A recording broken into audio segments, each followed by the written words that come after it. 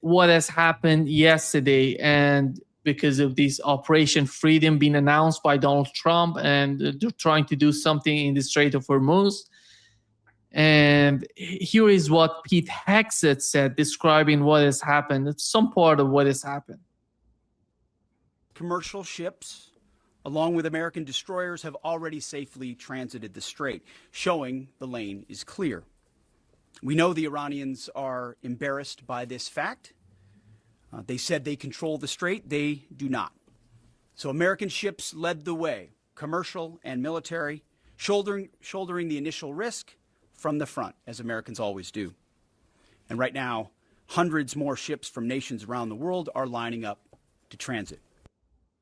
Yeah. Which way? In or out? I mean, there's about 2,000 that are waiting to go in. So I'm curious as to which way he's talking about. And I'm also curious, Nima, I've been here before. We did this, as I've said many times, we did this back in the closing year of the Iran-Iraq war, when Iraq had, or Iran-Iraq war, when Iran had a lot less capability than they do now. And we had a lot more capability than we do now. And it's really extremely difficult to do it, was extremely difficult to do it even in 1988, 89. And the reason it's difficult is the geography, the size of the passages, the density of the water. You know, I could name all manner of maritime features that make it extremely difficult to operate there. But it's a situation where, for example, we probably had 3 times as many ships then, maybe even more than that. If I went back and looked, I'd probably see we had even more than that. Not only that, we had ships which were more fit for escort duty. The ships we have there now, like, for example, I heard someone talking about Canberra being there. Canberra is an LCV.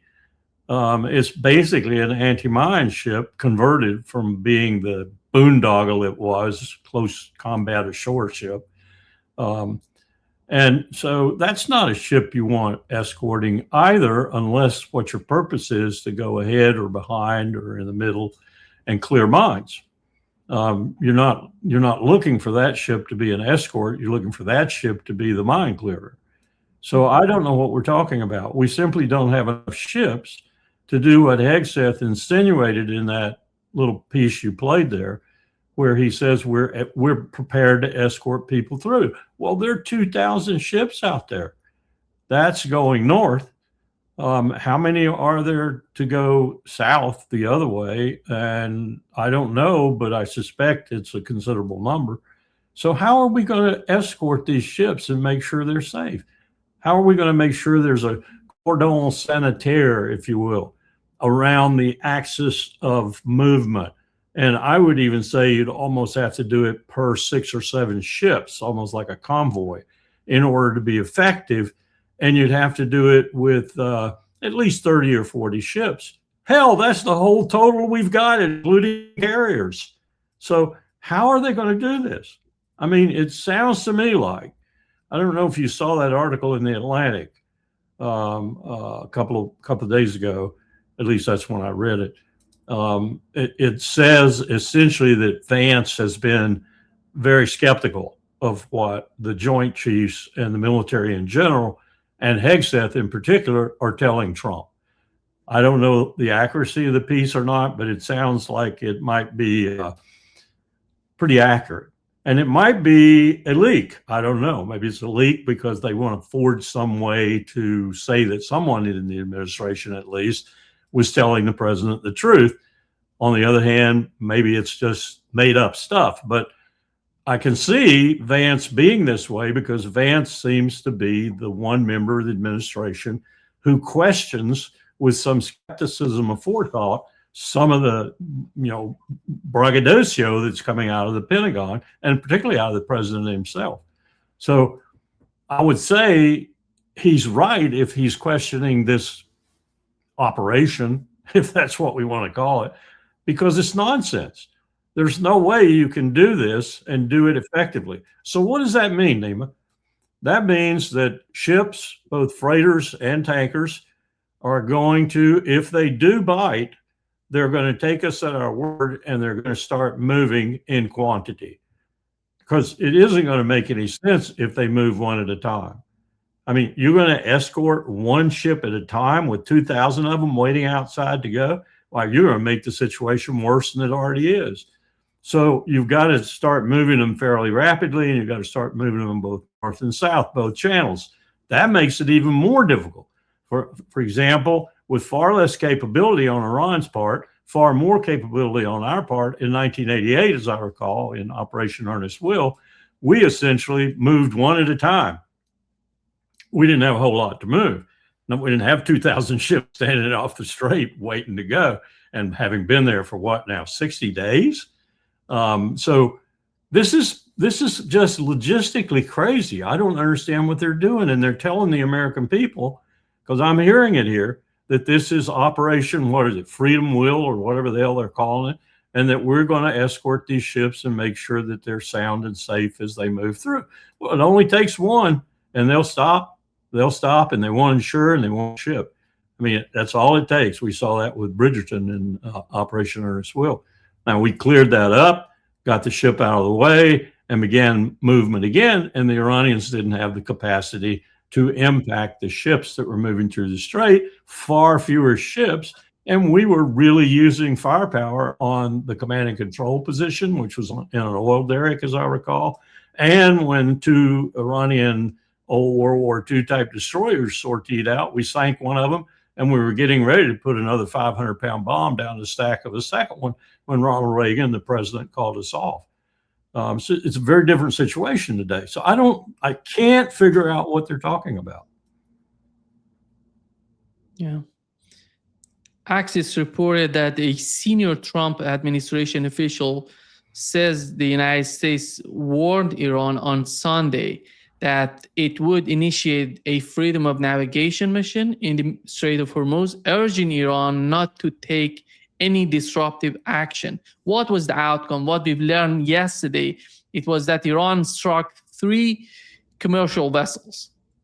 And together with that Canberra that you just mentioned, they call it a American warship.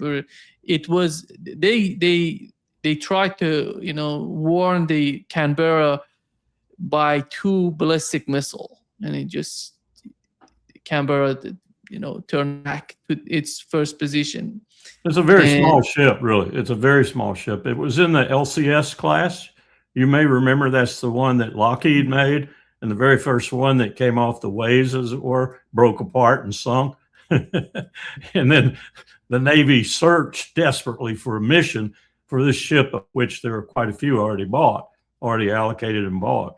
And one of the missions they found was escort inside places like this, close to shore, and they converted several of them. I think LCM, I think Canberra is one of the ones. She's in a long heritage of Canberras. I think there's been 2 before her, but they were different kinds of ships.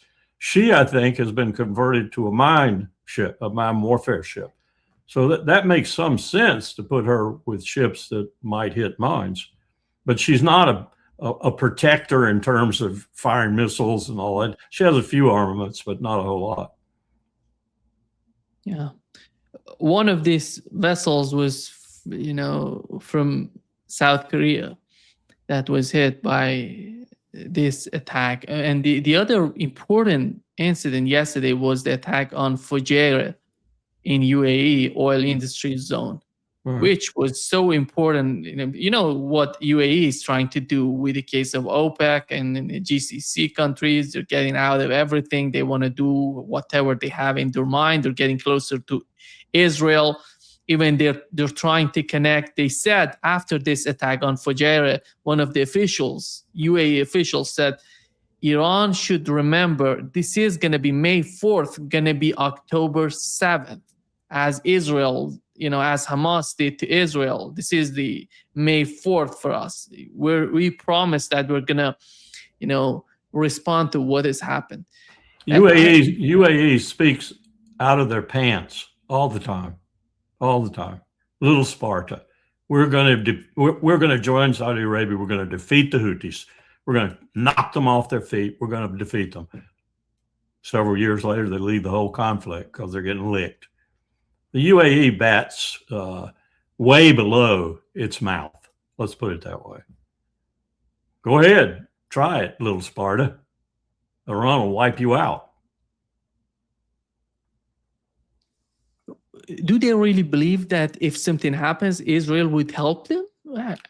I think it would be really difficult for Israel to do anything much right now because Israel is hard pressed in 3 or 4 different theaters. Certainly hard pressed in Gaza, hard pressed in the West Bank, actually hard pressed in East Jerusalem now where they've gone wild, and hard pressed to the maximum in Lebanon where they're getting defeated. So, and they're getting ready, I'm told, to help us bomb Iran again. Jeez, you can't make this stuff up. These people are insane, Nima. They're insane. And so is the UAE insane. This is just rhetoric. This is just, oh, okay, I'm going to send a bunch of terrorists over and attack you, Iran. That tells you something, as Larry Johnson's always saying, and he's right. The greatest sponsors of state sponsors of terrorism in the world are over there on the other side of the Gulf. Yeah. And we think that calling it the Arabian Gulf now will somehow give us a greater imprimatur for this war. Jesus. If I didn't think I was watching a war and people were dying, I'd think it was a cartoon show. Yeah. Here is, Larry, what Donald Trump said moments ago before coming to this live. It's been amazing. It's like a piece of steel. Nobody's going to challenge the blockade. And I think it's working out very well. We're going to see. I can say this. Iran wants to make a deal. They're very proud. Maybe you won't see a white flag, but essentially that's already what they are. They should wave the white flag of surrender. In hockey, they say, uncle, right? When are they gonna cry uncle? I would love to see who's the director of Trump's brain, because the guy is doing an amazing job. That's all Trump has he can do now, really. That's all he has. He's desperately trying to find a way out. He makes up talks that aren't even happening. He comments on talks that aren't even happening. He makes up things the Iranians said that aren't even being said. He makes up scenarios that aren't even true, and he weaves a tapestry that is false as hell. And he thinks, and I've become convinced that in some respects his mind works this way, and it is working more viciously this way now. He convinces himself that what he's saying repetitively is true, and he lives on that. And what we're looking at here is a patent disaster. Just look at what he said. We're escorting ships, we're blockading. He doesn't even know what blockade means. Blockade doesn't mean to escort ships. Blockade means you are keeping the enemy's ships in port. Or if they come out of port, you're destroying them. Well, he's already destroyed the Iranian Navy. What else is he going to do? He's already destroyed the Iranian Air Force. What else is he going to do? The only thing he hasn't destroyed is that which is going to bring P upon his butt. And that's the ballistic missiles, and P upon UAE and everyone else's too, if Iran decides to unleash another wave. So I don't even know if he knows the terms he's using. Who's he blockading? He's not blockading the Strait of Hormuz because that's not his purpose. His express purpose is to allow ships to get through the strait in both directions, north and south. Now, the strait happens to be fairly narrow, so it's pretty inconceivable that if there are hostilities of any sort, mines suspected and so forth, then any more than one ship is going to go maybe 2 ships if one's going north, one's going south in the inward channel and the outward channel. Then you could say 2 are going through. If you're blockading, you're saying nothing's going through. If you're escorting, you're saying those that you escort will get through. So why the confusion in terms? You're not affecting a blockade if you're escort. We never used that term in 1988. Never used that term.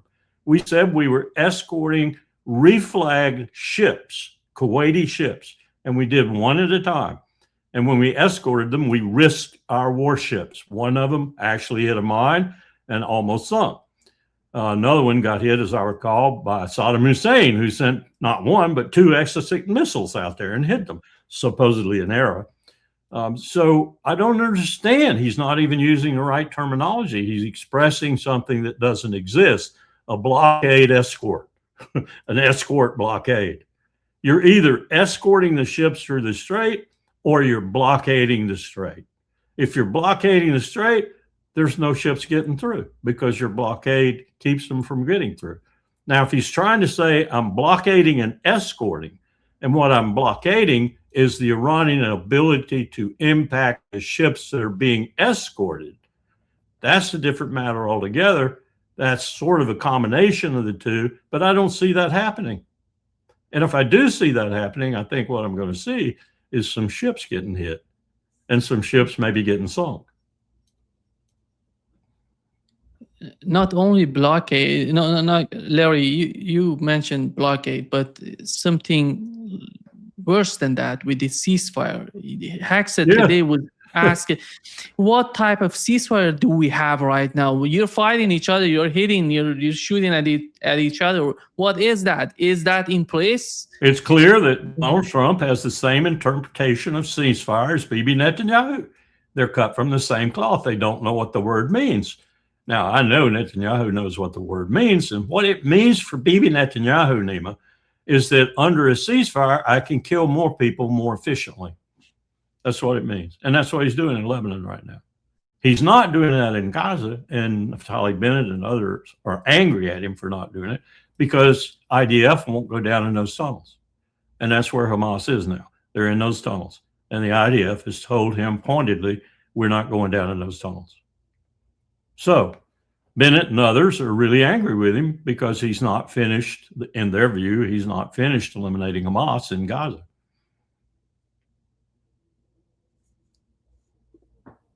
Looking at this situation and the way that we've learned that more than 30 refueling jets, are in the region, and the activities you're looking right now at what is happening. They're moving the fighter jets, refueling tankers, and the weapons getting to the region.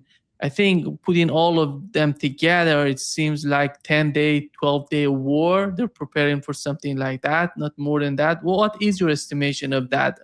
If they're preparing for a new round of war, how long does it take, in your opinion? I think J.D. Vance, if that Atlantic piece is accurate or even partly accurate, J.D. Vance is right to be concerned, because one of J.D. Vance's deep concerns, according to this article, is that we are using munitions that we would best keep at hand for other threats that are more important than Iran, that are really threats.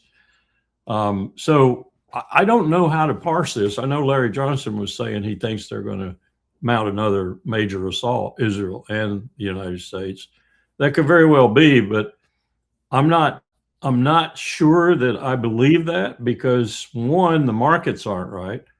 And Trump never attacks unless the markets are positioned for his buddies to make lots of money. And secondly, and probably more importantly, I really don't see the constellation of forces and the disposition of those forces that would, on either side, Israel or the United States, that would make it a very effective attack. Now, they could just go ahead and attack anyway. I think they've proven time and time again that air power and air power alone is not going to do very much. I don't think they're crazy enough to put land power in there of any size. Maybe they might put some special forces in there. They'll get their ass handed to them just like before. So I'm not sure I agree with Larry that we're looking at an imminent attack. I could be wrong. I mean, this administration is stupid enough to prove me wrong, but I don't think we are. I think we're looking at a lot of hullabaloo, a lot of threat, and Donald Trump being very desperate to get enough threat ginned up to where he does really get something of a concession out of the Iranians. To this point, I can see nothing, absolutely nothing in the way of a concession that he's gotten out of the Iranians that would stick and that would satisfy them in terms of what he would give them back for that concession. Because you know what they want. And what they want, I think, is not transferable, you know, and especially things like we must get you out of the region. We must have both primary and secondary sanctions lifted. I don't think they're going to give up those things. No. They'll give up their lives before they give up those things. I think there is a reason behind that. That's why Iran put those points out. You know, the first point and the second point, they're talking about war being, you know, ending the war on all fronts, and together with the United States getting out of the region. They know that wouldn't happen, and they know that sanctions are not going to be lifted. That's why they're putting them out there, because they don't. Basically, we're getting to the point that we were before this war started, and nobody's doing anything for the other side. And but this time around, we have this Strait of Hormuz totally under the control of Iranians, and we this have is the difference. And we have that, I think, very, very precedent-setting interview, if you will, with Vladimir Putin. We have a trip coming up by Donald Trump to the #1 power in the world, which I think he's going to cancel. I don't think he's going. And we have a whole different situation in terms of the stacked allies against us in this conflict from the day we started it to the present time. I think it's very obvious that Russia is an ally of Iran that will do whatever it has to do to keep them from going down. And it's probably as obvious that China is angry and willing to do a lot in that regard itself. I don't know to what extent totally they will go. More satellites overhead, more diplomatic support, I don't know. But I think Xi Jinping is, and this is something I would not have said 6 or 7 months ago, maybe not even 6 weeks ago. Xi Jinping is mad. He's angry. He's angry with the United States of America. Not a good place to be if you're us. Someone said to me, we need to get our primacy back. I said, this was yesterday. I said, dude, our primacy went a long time ago. We are not prime in the world anymore. China is the #1 power in the world, period, bar none. No discussion about it. Come on over. Let's talk about the dimensions of state power. China is the #1 power in the world. The only dimension in which they're not globally the hegemon, if you will, and they don't like that term, is financial. And Xi Jinping has just declared he's going to take over that one. And there's no question in my mind he's going to be successful. Then there will be no sanctions, primary or secondary. There will be no banking system. There will be no SWIFT system. Eventually, there will probably be no oil consortium that consists of anything other than China, Russia, and the assets appertaining thereto. You can take ours all day long. You can take ours all day long. That fracked oil, $50, $60 to get out of the ground. Got to have the prices like now in order to make any money off of it and get it out of the ground, which Donald Trump is eating up. He loves it. The Permian Basin in Texas loves it because now their oil is viable on the world market. You get oil back down to where people can live with it again, where it's somewhere below $50 a barrel, and you can't frack. It's uneconomical to do it. You can do it, but you're going to lose a fortune.